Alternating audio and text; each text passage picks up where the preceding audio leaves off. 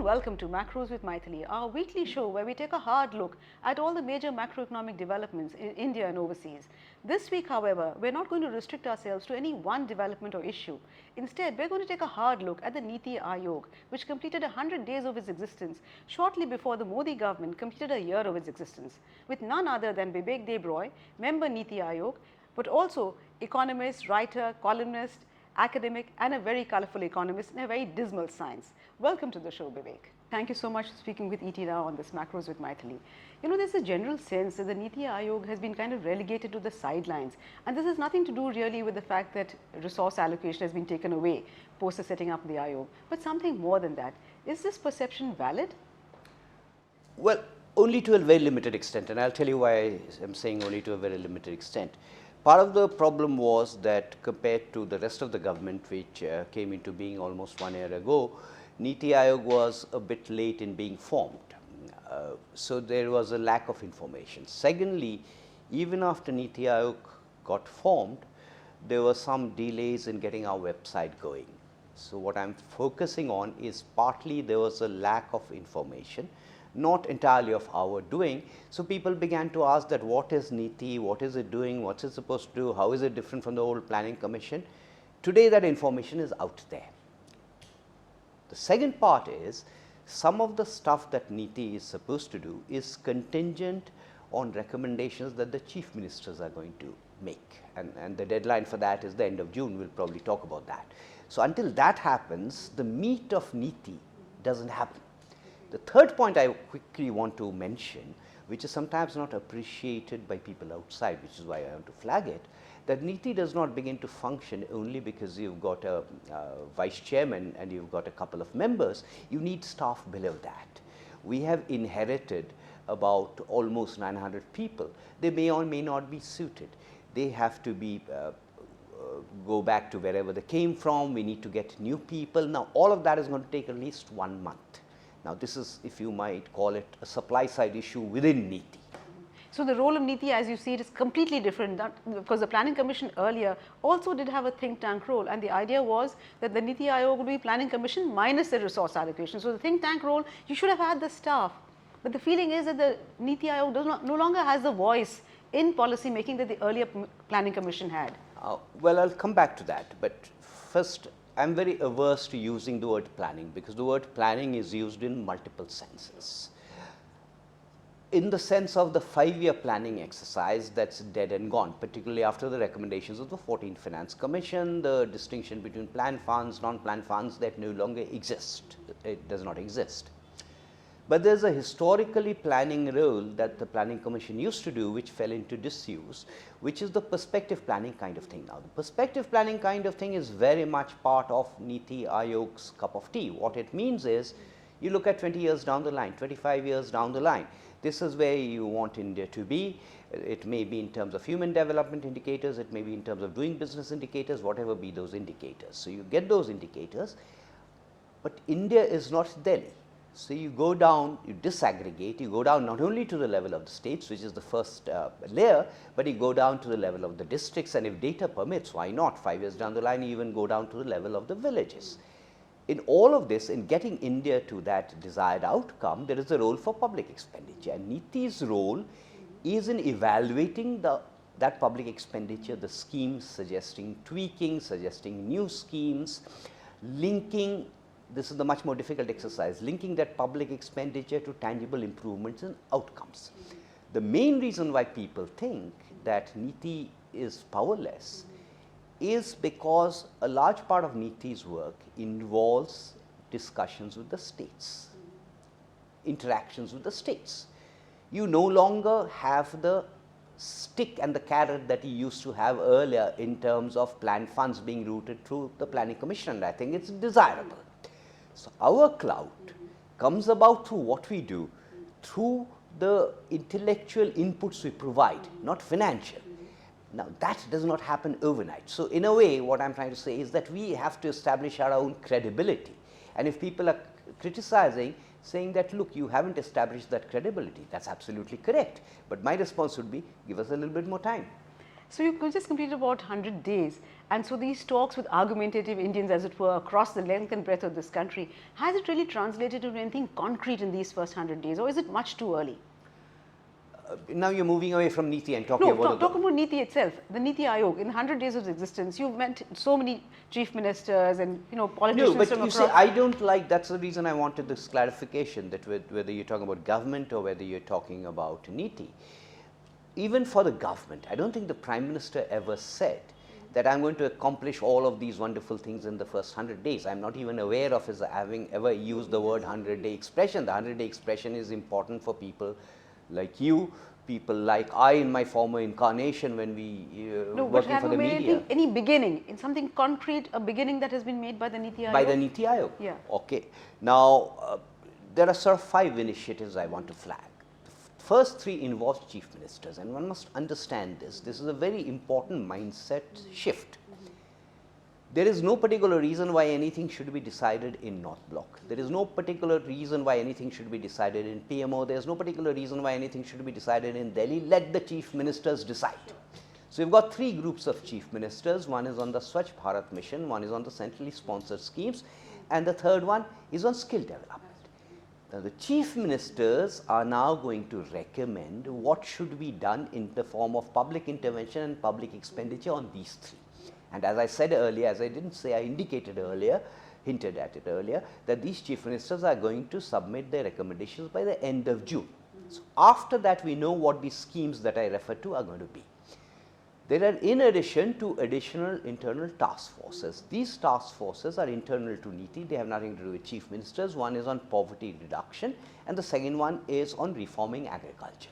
In fact, I wanted to ask you about that, Bibek. Isn't it too grandiose? You know, agriculture development, I can understand, but poverty reduction is an ongoing goal. Does one have to spell it out? Isn't development growth all about reducing poverty at the end of the day? Sure, but you are sort of prejudging it a little bit. You're prejudging it a little bit, meaning we are not debating this endlessly, and we can talk about poverty measurement. These task forces are supposed to have concrete plans. In parallel with these task forces that we have, the task forces are also going to be set up in the states, at the level of the states. Now, some of the states have set them up, some of them have not set them up. Some states are talking about setting up, if they don't have it already, the equivalence of Niti in their state, whether it be called the State Planning Board, whether it be called the Economic Development Council, whatever. One must understand that all states are not the same. All states will not react progressively. We have had interactions with the states. Is it the case that all states are forthcoming? The answer is no. But is it also the case that no states are forthcoming? The answer is also no. Sure. No, but how is this different from what happened earlier? Earlier also the Planning Commission, yes, it tended to be a little top down, but the Planning Commission was also in talks with chief ministers, and we also had the NDC, the Interstate Council. So is the Niti Aayog now just a third body which is also, it's doing something, yes, because you've been set up to do something to justify your existence, but beyond that, what impact does it have? No, earlier the Planning Commission, well, you've asked 3 questions actually in that single one. Earlier the Planning Commission was never in dialogue with the state governments. It was a monologue where the state chief ministers came here, had to queue up here for the funds to be disbursed.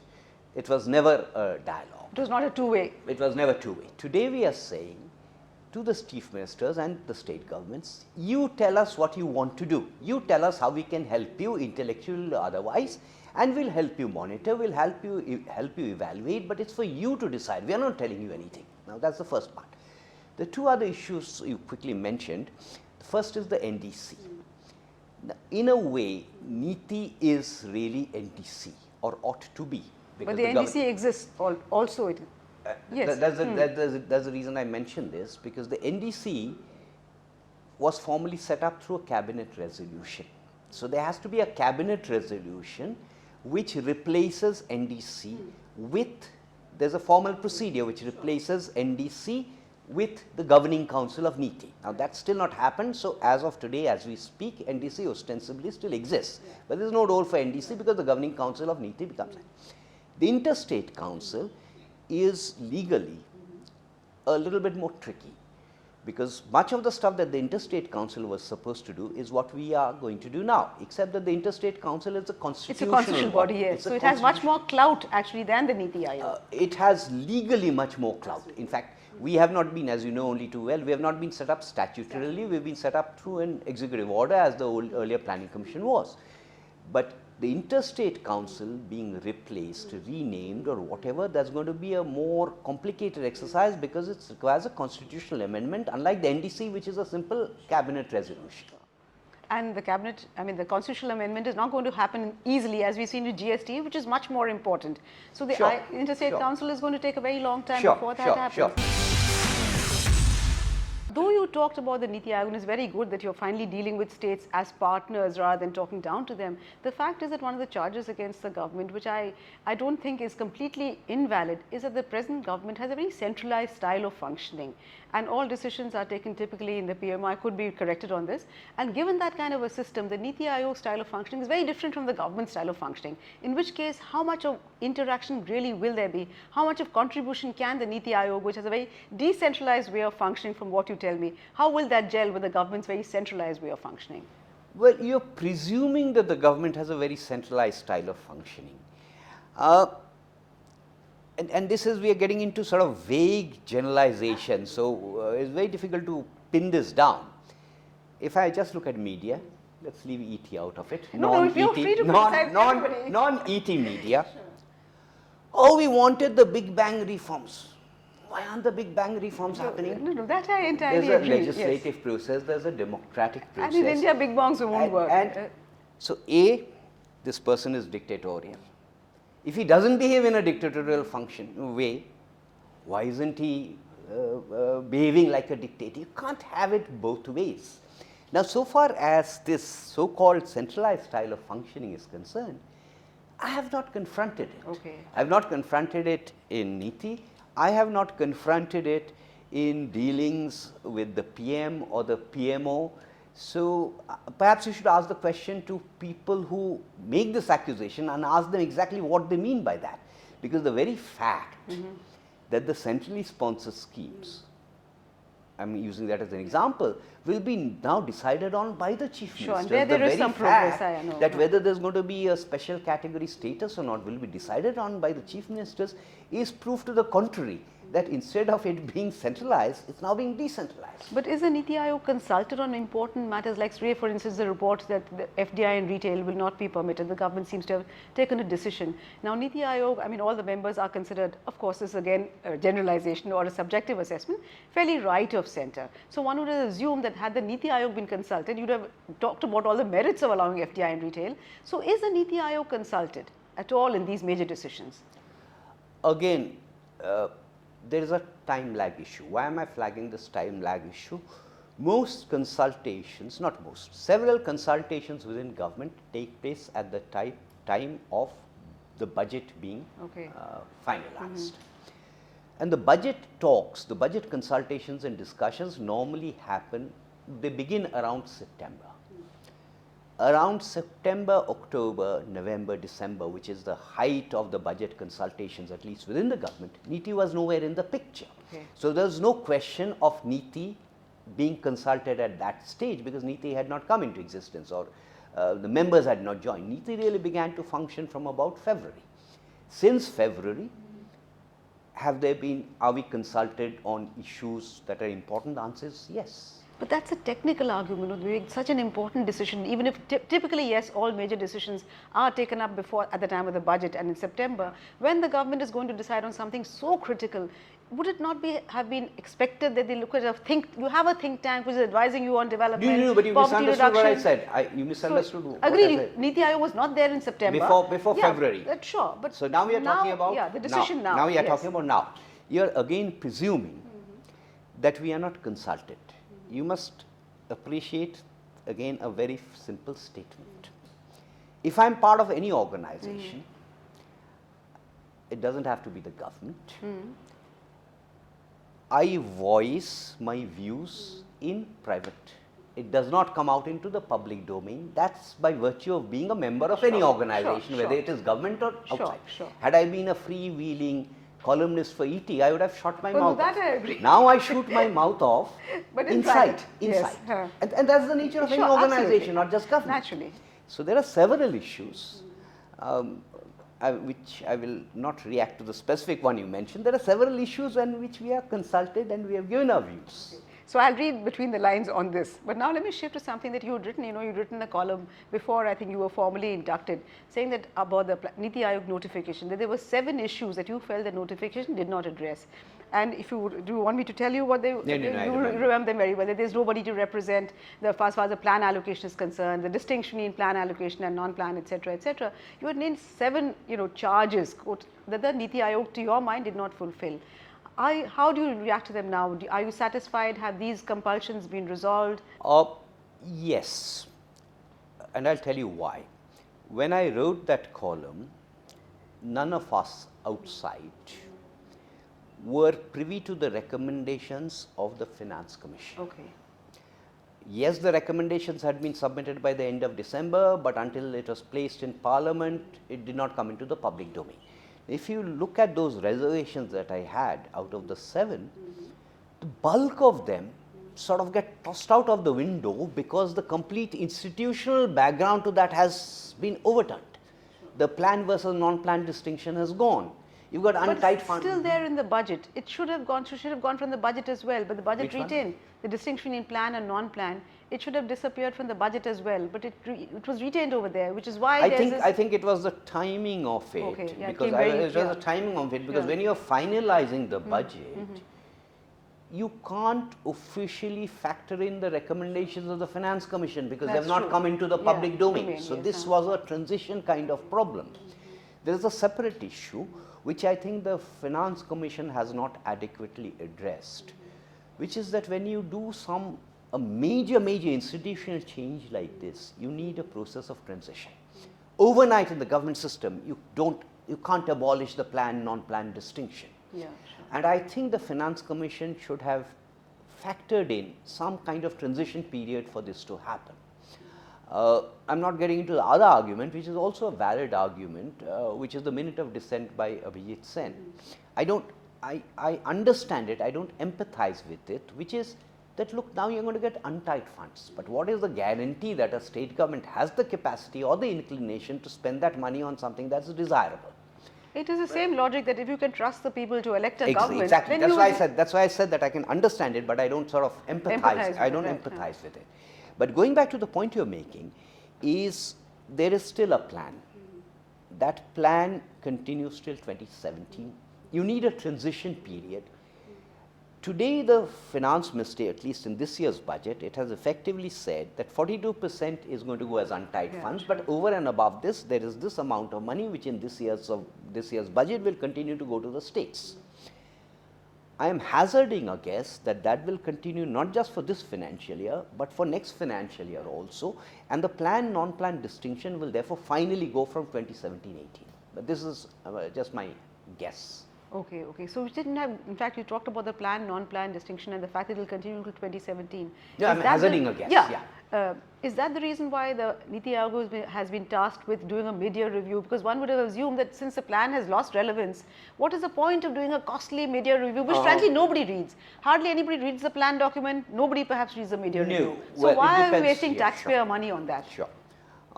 Now again, the issue is, what does the average citizen expect from the mid-year review? And it isn't necessary at all. Is it necessary at all? Okay. Now, one issue is that a mid-year review, whatever midterm review, whatever you choose to call it, a midterm review gives you a whole lot of data that you don't have access to as a citizen outside it. So it's useful just to give that data out to the outside world and to take stock of what the 12th plan expected and what has been the outcome as compared to the expectation. So one part is purely data. So purely data wise, it seemed a good idea to have that. The second thing was that particularly in the introductory chapter, someone, and this is where Niti's role as a think tank comes in, someone should set out a vision of what you want the government's thinking now to be on development. So if it is being called, we still don't know whether it will be called a midterm review or not, or whether we will give it some other nomenclature. If we give it some other nomenclature, people's hackles will be raised. A rose by another name. But the major issue is, A, we are giving the data, and B, in the introductory chapter, we are setting out what we believe is this government's vision on development and governance. So do you foresee a 13th five-year plan, or that's No, not on the I'm cards? certain there will be no 13th five-year plan. You see, again, it's not as if we did not have Unlucky number. No, no, forget the unlucky number. It's not that we did not have internal debates on this, whether we should have the midterm review, whatever be the name, whether we should junk it. But then the negativity associated with junking something is too much. And in any case, whether we called it this or not, we would have brought out a document which, as I said, describes our vision for development and governance. Okay. This government has been very good with coming up with clever acronyms, etc. If you look at Niti, the T is transforming India. Do you think something like that, so grandiose, so bombastic, it's very difficult for any institution to develop? How do you transform a country of this size and this kind of complexity? So would you rather not have had that word transforming in the name? No, but again, in all fairness, a whole lot of people were invited to give their suggestions. And out of all those suggestions, two seemed to be most promising. Okay. I was not part of that decision making process. One was Niti, as in English Niti, the acronym Niti, National Institution for Transforming India, NEAT acronym. The other one was looking at it from the point of view of Hindi or Indian languages, which is Niti as in policy, Niti Aayog. And then a decision was taken, which is not, as I said, I was not part of the decision making process, to combine the two. So it became Niti Aayog. So marrying the two good ones, the two model ones. Has that put you in a spot? Sorry? Has that put you in a spot? No, it's not put us in a spot, but quite often I have been asked the question, and I'm sure others have been asked the question, that this is almost like an oxymoron, that if you've got the institution in Niti, then what is the Aayog part doing there? So what we have done, not that we have succeeded greatly, is if I respond to you in English, on let's say a letterhead, I will just say Niti. If I respond to you in Hindi, I will say Niti Aayog. But that's so this interview has to be bilingual. It's sort of a bilingual thing. Okay. But going back to the more substantive issue is, I will go back to what I said earlier, that transforming India is in that perspective planning sense. And yes, transforming is a big thing, but that is in terms of that decentralized part. Okay. Today, we are actually something else I could have said earlier. We are trying to put together a database, not a database exactly, a listing of all the various data sources that you have on development indicators. It's not a database yet, because then you have to fill it with the numbers to get the database. Today we are trying to do it at the district level, not succeeding very much, because certainly on the sectors we are primarily interested in what? We are primarily interested in the social sectors, which is one of the points that I made in the 7 points. Health, for example, we don't have very good indicators. But eventually we hope to take it down to the level of the villages, which is going to be, it will take years and years. Absolutely. So that development will be from the bottom up, which is a constitutional mandate of decentralized planning as per the constitution, which again historically the old planning commission did not do. Bother. One last question, Vivek. You've always been known as a bit of a maverick. Now, how is somebody like you fitted into something that is like the planning commission, of course, carries connotations of being very rigid and hierarchical. But even Niti Aayog, whatever you do to the name, it still is very much a part, if not an extension of government, if not part. So it is. How have you fitted in? What difference have you made? Have you made it more open? Is it more receptive? I think it is more open. I think it's more open. For example, it's certainly more active. I don't mean individually the members, but as an organization also. It's certainly more active on social media. I have a feeling that if you write to any of us, you will get a response faster. Certainly if you write to me, and if you write to Arvind, you'll get a response faster. The room should look different. Now you've darkened it, but it's normally lit up. The reception is better. I think people are more welcome here. The other thing that did not come in is that we are trying to restructure the organization, get in not only people from outside, but get in a lot of young people. We think that the young professional idea was a very good idea, so we are sort of building on that. So as of now, you don't go back home at the end of the day tearing off your hair in frustration? No, that hasn't happened so far. So far, it hasn't happened. Okay, Vivek, great talking to you. I hope it continues for the next of your part of your tenure. Thank you so much for talking to ET Now.